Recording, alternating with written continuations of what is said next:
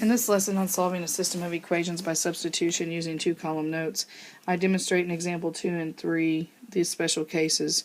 The first case, the first problem, the first step is already given. Y equals 6x minus 2 is already done for you. And then they're going to write out given on the words and the steps, and I would demonstrate that in class, but I'm out of time and room on the iPad.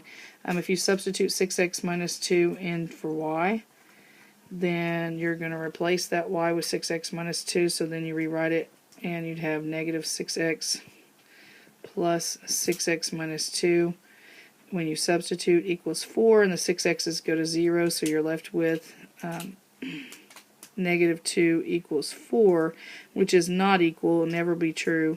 And that looks the same as when we solved one linear equation, when we were solving one linear equation, but it has a different meaning.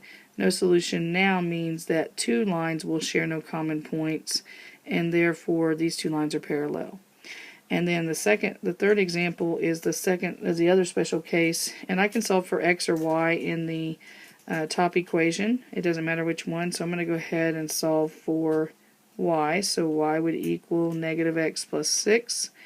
And now I can substitute negative x plus 6 in place of y. I could have solved for x, though. And now I rewrite that as 2x plus 2 times negative x plus 6. I'm going to put it in parentheses because I need to distribute the 2 that's already there outside of that, equals 12.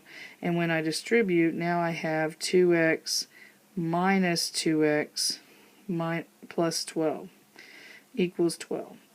And so the x's go to 0, and I'm left with 12 equals 12, which is always true. So any solution will work. Any point, they're the same line on the graph. Both equations represent the same line, and infinitely many solutions. And I talk about, well, you can't just leave it like that and expect me to know which special case it is. You need to go ahead and state one of the types of solutions, which is infinitely many solutions or no solution on both of these. And then we talk about, what do you notice about the equations on example 3? Well, it's a multiple of the other equation. It's the same line, and that's what multiples do. When you multiply 2 all the way through, it didn't change the line on the graph, it just changed what the equation looked like.